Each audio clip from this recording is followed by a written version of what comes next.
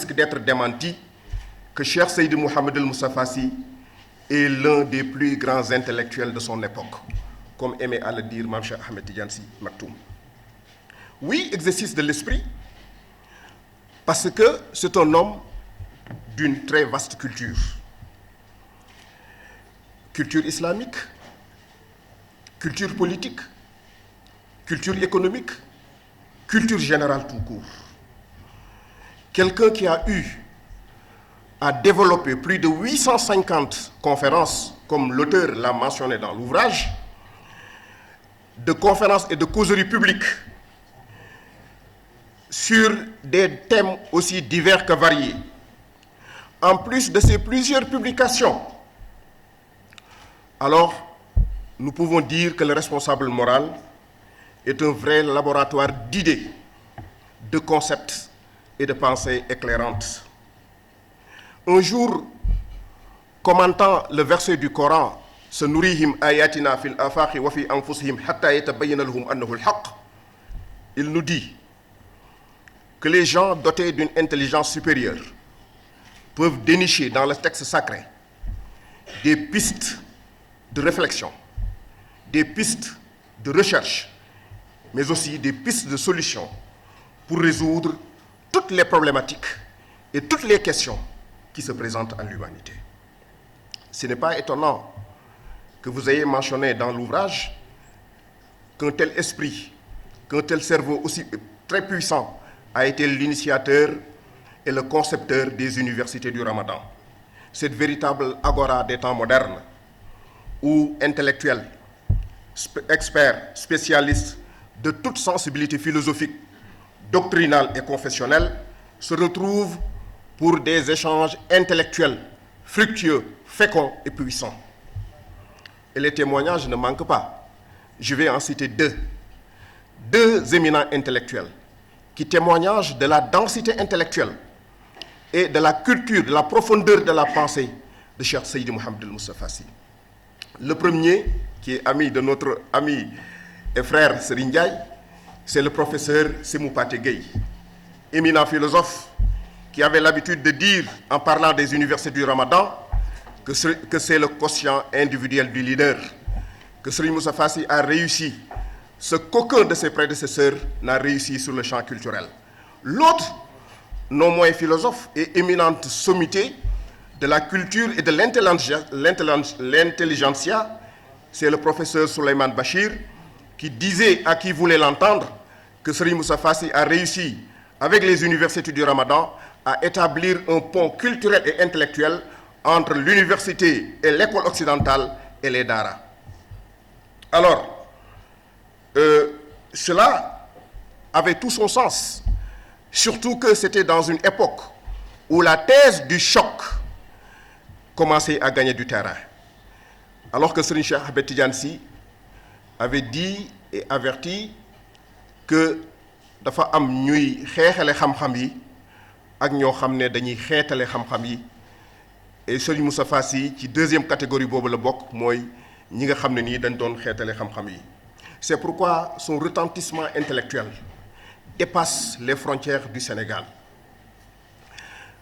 Combien de conférences internationales à Bagdad, à Tripoli, à Alger, au Maroc, il a participé, y compris le forum sur les religions auquel il a participé en Allemagne avec de sommités du monde des religions comme le Dalai Lama. Ça montre l'ouverture d'esprit, ça montre la densité intellectuelle, ça montre la fécondité de la pensée du guide de Cheikh Seydi Mouhamed El Moustapha Sy. Mais un intellectuel aussi, ce n'est pas que la production des idées, mais c'est un engagement dans la sphère publique. Et sur ce plan, nous pouvons dire, sans risque d'être démenti, que son engagement dans la sphère publique ne souffre d'aucune contestation. Jean-Paul Sartre disait, l'écrivain engagé sait que la parole est action. Il sait que les mots sont des pistolets chargés. S'il parle, il tire.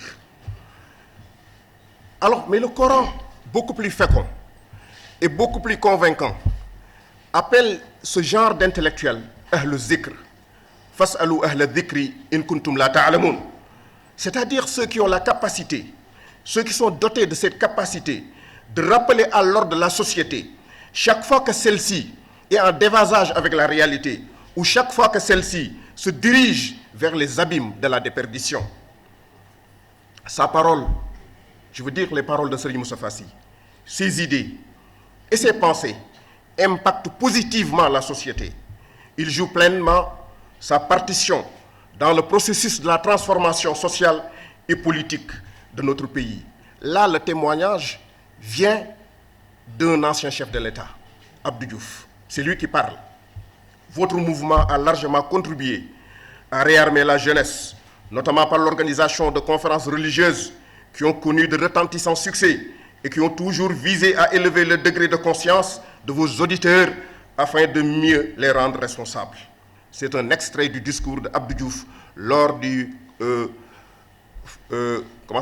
symposium ou le congrès, le colloque de la jeunesse musulmane d'un siècle à un autre organisé en 1989 sous l'égide du responsable moral. Alors, pour synthétiser cette dimension intellectuelle, donc nous pouvons dire que c'est un producteur d'idées, c'est un éveilleur de conscience, mais c'est quelqu'un qui impacte positivement la société à travers ses idées. C'est ça ce que notre frère, M. Babacar Gaye, a essayé de nous démontrer tout au long de ce livre-là sur la dimension intellectuelle de Serigne Moustapha Sy. Dimension religieuse, vous avez dit. Serigne Moustapha Sy est un formateur, un éducateur. D'abord, il est formateur religieux. Parce que quand on parle de sa dimension religieuse, c'est d'abord un formateur religieux. Mais aussi, c'est un éducateur spirituel. Et aussi, c'est un guide moral. 3 casquettes pour sa dimension religieuse. Il est formateur, il est guide, il est éducateur. Parce que dans le jargon des soufis, on parle de 3 dimensions. Je ne parle pas de marabout, je parle d'homme de Dieu. Parce que Serigne Cheikh Ahmed Tidiane Sy disait qu'au Sénégal, il y a 3 sortes de marabouts. Il y a le marabout traditionnel, il y a le charlatan, mais il y a l'homme de Dieu. Serigne Moustapha ne se réclame ni de cette chefferie traditionnelle, ni encore moins du charlatanisme. C'est un guide spirituel, un homme de Dieu. Parce que dans le jargon des soufis, il parle de 3 cheikhs. Cheikh Ta'lim, c'est le formateur, celui qui donne la connaissance, celui qui éveille, celui qui transmet, donc, les connaissances. Mais à part, il y a aussi le Cheikh Tazkiya. Le Cheikh Tazkiya, c'est le guide moral. Celui qui aide le disciple à se débarrasser de ses turpitudes, à s'élever.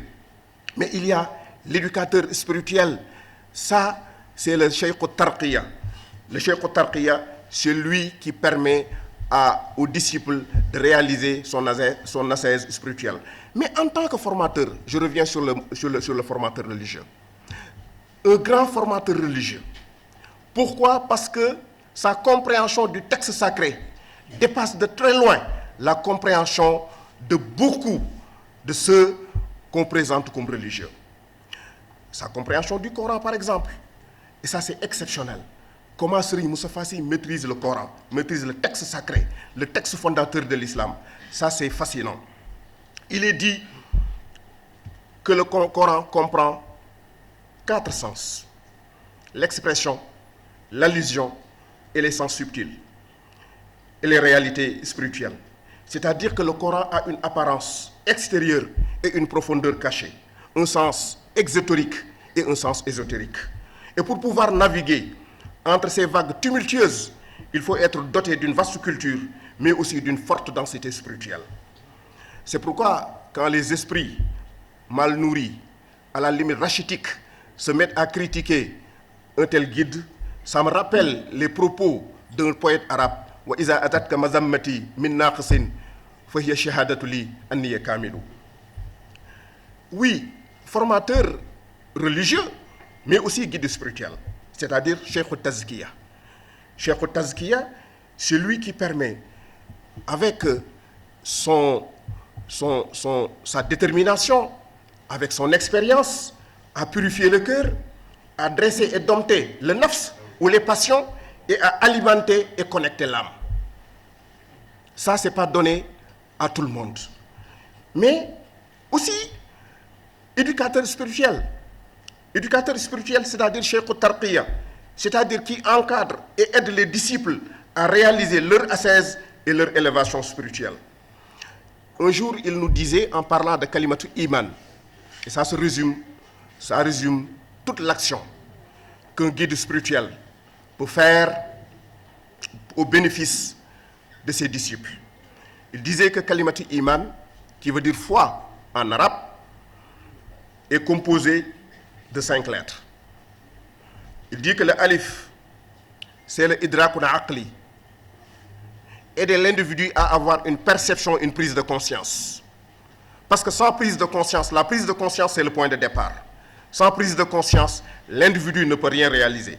Après, il dit yaqin. Yaqin, c'est la certitude. Parce que le point de départ, ça peut être une prise de conscience. Cette prise de conscience peut venir à partir d'interrogations, à partir de questionnements. Mais ces questionnements et ces interrogations doivent amener l'individu à la certitude. C'est al-yaqin. Après le yaqin, il dit mujahada jismiya.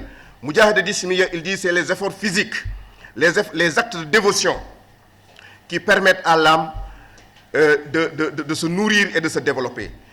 Après effort physique, il dit isra'un ruhi, c'est-à-dire c'est l'ascèse spirituelle. C'est le déclenchement, c'est le fruit de ces efforts que nous sommes en train de faire, et c'est ça qui déclenche notre ascèse spirituelle pour aboutir à la dernière station qui est Nourna ala Nour, c'est l'illumination. Et donc, mesdames et messieurs, on n'a pas beaucoup de temps pour développer un thème aussi vaste que la dimension intellectuelle et spirituelle de Cheikh Seydi Mouhamed El Moustapha Sy.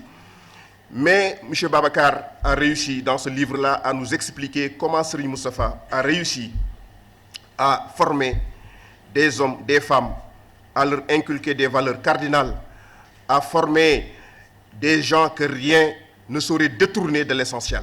C'est-à-dire que Serigne Cheikh disait que ce qu'il nous faut, ce n'est pas d'accabler les gens avec des sermons. Ce qu'il nous faut, c'est de former des âmes, des esprits que rien ne peut corrompre. C'est ce que Serigne Moustapha Sy a réussi à travers le Daïratul Moustarchidine wal Moustarchidat. Il est revenu largement sur la création du mouvement, sur l'Odyssée, les péripéties qu'il a rencontrées en créant le mouvement et les résultats incontestables qu'il a eus à travers ce mouvement Al-Moustarchidine wal Moustarchidat. Mais dans le domaine intellectuel, on peut parler de l'Institut Al-Irshad, qui est le couronnement de beaucoup d'efforts, le couronnement des universités du Ramadan, qui est aujourd'hui un cadre pour l'éducation formelle, où nous formons des filles et des garçons, aussi bien en français, en arabe, en anglais et dans d'autres disciplines. Donc, voilà l'homme que notre cher frère a essayé de présenter à travers cet ouvrage-là. Et je pense que cette dimension religieuse de Cheikh Seydi Mouhamed El Moustapha Sy, à travers le Daïratul Moustarchidine wal Moustarchidat, qui est un cadre. Parce que pour éduquer, il faut avoir un cadre. Un cadre. Mais aujourd'hui, ce que nous devons tirer comme conclusion, avant de passer la parole, je sais que le temps qui m'a été accordé a été épuisé depuis. Alors, pour passer la parole à notre ami Cheikh Ahmed Tijani Youm, qui va nous présenter donc la dimension politique, je dis tout simplement que si on écrit un livre sur Cheikh Seydi Mouhamed El Moustapha Sy, avec ce qu'il a réalisé, dans ce contexte du Sénégal, ça veut dire que les Sénégalais doivent encore savoir à qui ils ont affaire, à un homme multidimensionnel exceptionnel. Serigne Cheikh nee na ku yar sa junniy morom du sa morom. Serigne bi li mu liggéey ci ruux Serigne Cheikh moo ko seedeel. Nee na ko ndax li nga liggéey ci ruux man xam naa ko fii ma toog. Serigne bi li mu jàngal ci wàllu xam-xam dama ne déggam ci alquran fu mu jëlee kàddoom di wax doomu soxna yépp jàng doomu soxna yépp déggaat benn dégg firi ci alquran boo xam ne ni mësuñu koo dégg. Serigne bi moo formé ay ndaw yu góor ak yu jigéen yoo xam ne ngëm gi ñu am sellete gi ñu am dëggu gi ñu am ci seen wàllu yàlla néew na nga gis ko ci jamono. xam nga imam Junaydi dañ ko laaj ne ko c'est quoi le terminus maanaam man nihaaya mu ne an nihaayatu hiya al awdatu ila al bidaaya mu ne ki àgg ci sommet ba nee na bu dellusiwaatee ànd ak yow daf laa bëgg a xettali moo tax waaye bu toogoon fa mu toog doo jot ci moom doo ko gis. Serigne Moustapha loolu la def ak ñun dafa dem ba àgg ba sës mu wàññeeku daan ne naa leen accompagner parce que ki xam yoon wi moo la mën a ommat ki xam yoon wi moo xam raccourci yi moo xam pakk yi moo xam fi nga xam ne nii ay danger ma nga fa loolu la nekk di ko def ci Sénégal je pense que un tel homme nag mérite na les éloges de la République mérite na ñëpp taxaw xam ne kii c'est un patrimoine national Sénégal gépp ñoo ko bokk ëpp na ci tariqa ëpp na ci daayira ëpp na ci kër nit la koo xam ne nii pour Sénégal la te njariñu Sénégal la kon nag yaakaar naa ni tey jii livre bi nga bind gindi nañu bari ci kan mooy Serigne Moustapha may wax nag ne ndaw ñi war nañoo jàng téere bi pour xam aussi parcours Serigne Moustapha du lim sant si di doomu Serigne Cheikh di sëtu Serigne Babacar moo ko may li mu am déedéet du loolu de Serigne Moustapha fi ñëpp sonne fi mag ñi sonne fi mag ñi teg seen bët bu ma naan mag ñi nag mooy ñoom Serigne Babacar Seydil Hadji Malick ak ñooñu fi ñu teg seen bët foofu la teg bëtam liñ doon sonne ci seen jamono pour def ko ci seen jamono loolu la sonne def ko ci jamonoom donc merci encore une fois Serigne Babacar pour cet ouvrage le temps est très court je vais m'en arrêter là wassalaamu aleykum wa rahmatullahi taala wa barakatuh